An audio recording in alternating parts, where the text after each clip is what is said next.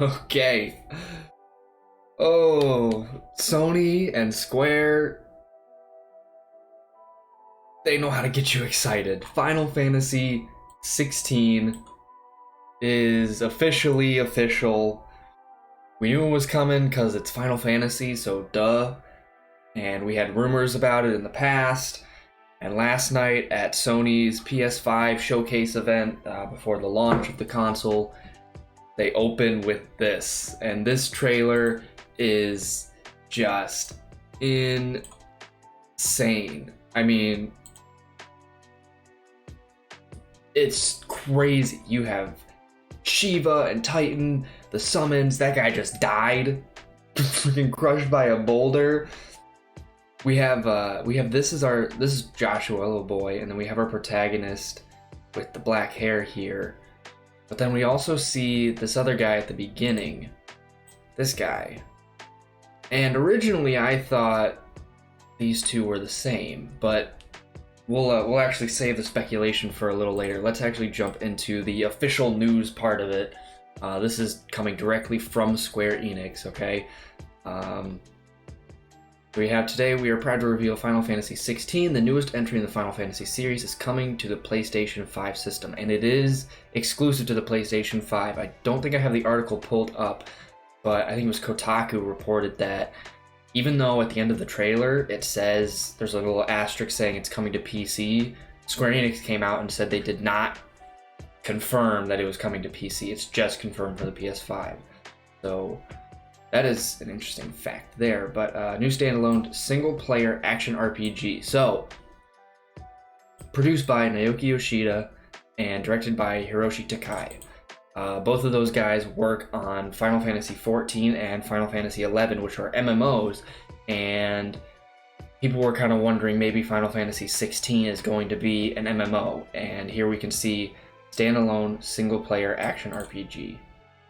Also confirming action RPG, so still no turn-based combat in Final Fantasy, and possibly we could be seeing that go by the wayside, right? We've seen Final Fantasy 15 now, Final Fantasy 7 Remake, they've all kind of transitioned over to that action combat. Even later games in 13, like Lightning Returns, was a little more action focused. So that'll be interesting to see if we're going purely action, like kind of like Devil May Cry, Dark Souls kind of look if you watch the trailer, or if we'll see something creative like they did with the FF7 Remake where you have the ATB system in play. But that's something we'll have to see. But let's keep moving. So producer Naoki Yoshida. Now this is interesting because there had been rumors and speculation that Yoshida was going to be directing Final Fantasy 16, and these went back probably a year-old rumor or something.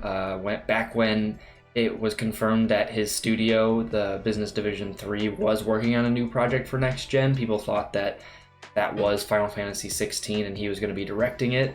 And part of that was true. It definitely was Final Fantasy 16, but he's actually the producer. And there's some old interview with him where he kind of said, people saying I'm the director is really annoying, and big fake news is what he said. So that's funny. But he totally played us. He's actually the producer, which just as important as the director, right? Especially if he's still working on Final Fantasy XIV. We don't need another Nomura situation where you're stretched too thin on two games and they end up suffering for it. So Final Fantasy 16 producer, that's right, just producer. See, they even make a nod to it there. Naoki Yoshida here.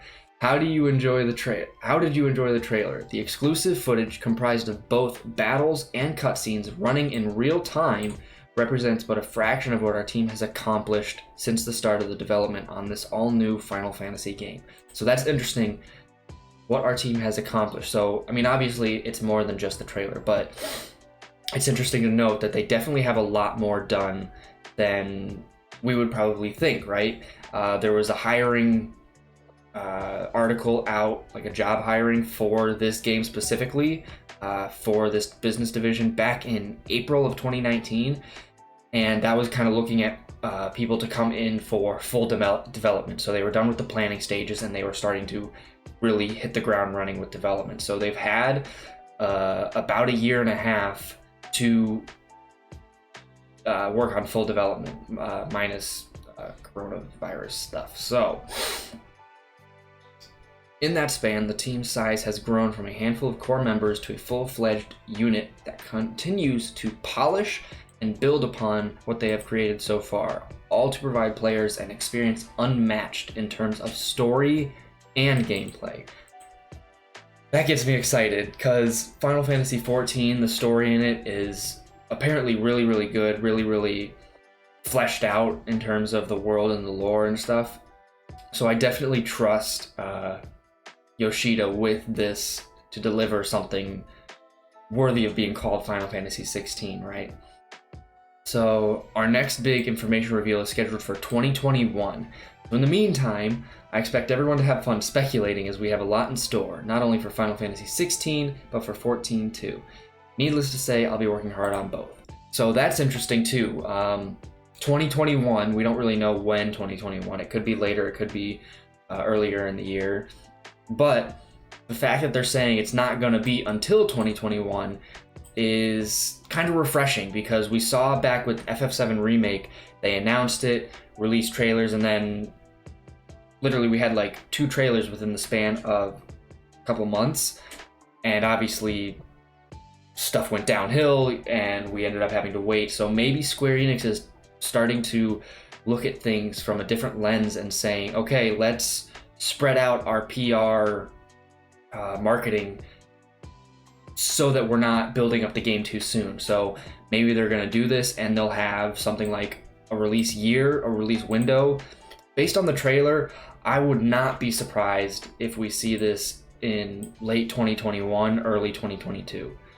We'll get to what the director says below, but just based on what we've seen, especially with how refined the combat looks, and even seeing English voice acting with it dubbed to the lips of the character models, that's pretty significant in terms of development. So, comments from director Hiroshi Takai. When Final Fantasy I was released, I was just another player, a student with big dreams. By the time Final Fantasy V was in the works, I had earned myself a seat at the developer's table, albeit at the very end. From there, I moved online, leaving my mark on both Final Fantasy XI and XIV. And now 16. From the establishment of an all-new development environment to learning the ins and outs of the PlayStation 5, the team and I have taken on countless challenges during our journey to bring you the 16th chapter in the storied Final Fantasy franchise. Here's where it's interesting.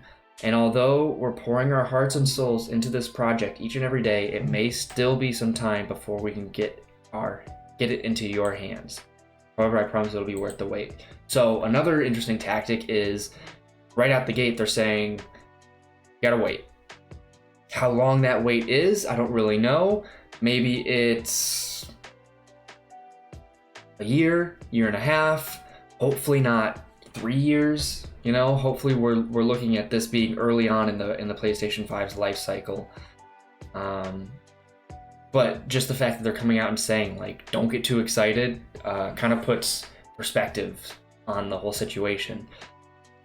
But let's go over to this article from Inverse. There's not really a whole lot of information outside of the trailer and this little article from Square Enix. All the articles from different places are saying the same thing, GameSpot, IGN. But I thought this was interesting because we jump down here, and then here we go. So, Sony's September 16 showcase opened with the trailer Awakening. It opens on a young warrior with a tattoo on his face watching a bonfire. The target is Shiva's dominant and only the dominant. Quickly we're shown a disorienting battle between 2 distinct cultures, with each rallying behind Final Fantasy summons Shiva and Titan. Each culture seemingly thrives on magical blessings from a crystal.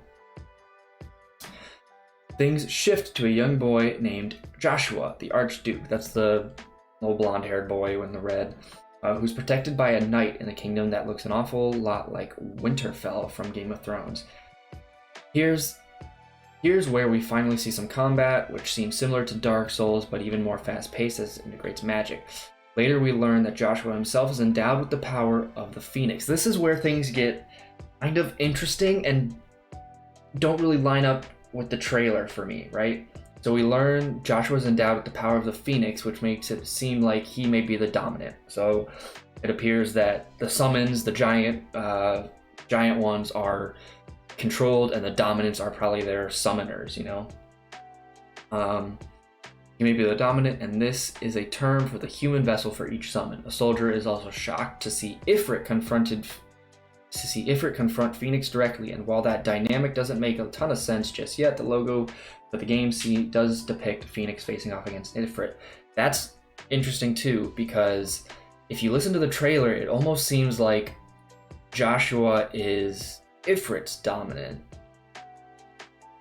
But it also, you listen to it and it seems like he's also Phoenix. So is there some kind of split going on here between them? And he happens to be both. Is there something we're missing?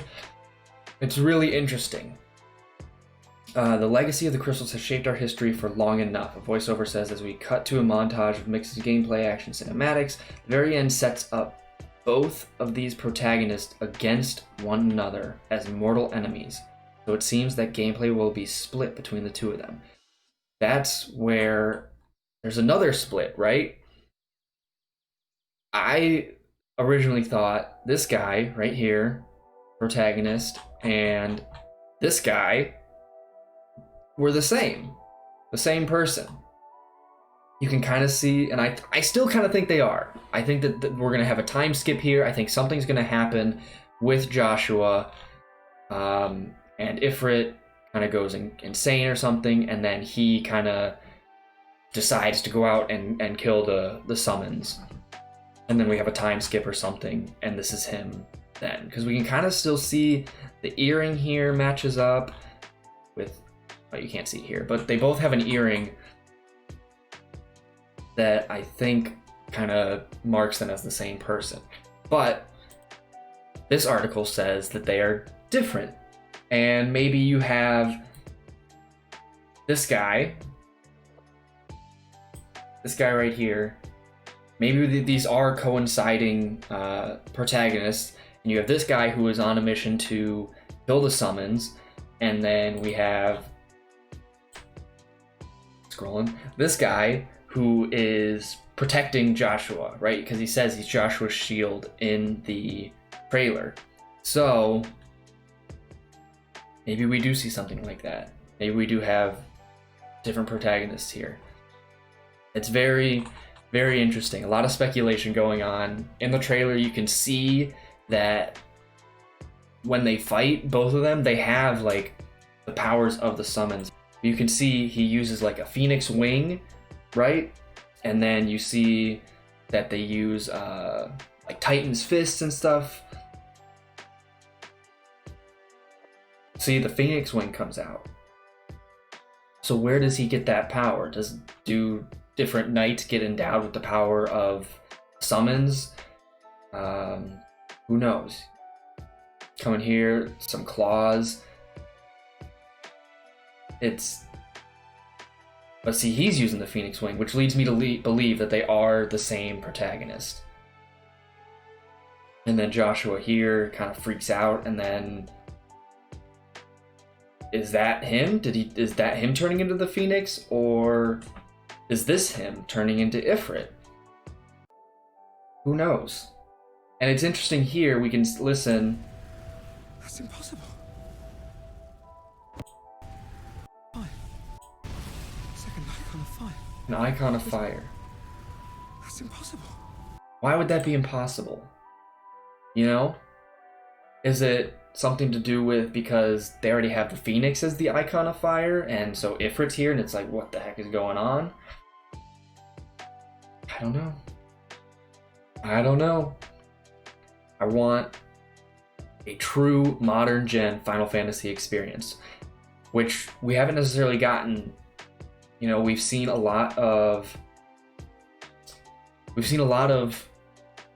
flack against 13 and 15, and those are really the only modern gen experiences we've had in terms of Final Fantasy, you know, with aside from 14, but with the PS3, PS4, and now PS5, we need something like this, and I'm hoping this will deliver. And I say, I pray this will deliver. No Magitech, no stupid time travel, flying cars. Just give me high fantasy kingdoms going to war over crystals. Please, Square, show us your former glory for the New Age fans. And if there's anyone we should trust with it, I think Naoki Yoshida is one to trust. So that's going to do it. A little bit of reaction, more reaction, discussion, speculation on Final Fantasy 16, and I don't know, maybe we'll come up with some theories or something, but there's not a whole lot to go on. But at the same time, there's a lot that can be taken away from this trailer. So, oh man, I guess we'll have to wait until 2021 for the next trailer drop. But God, it can't come soon enough.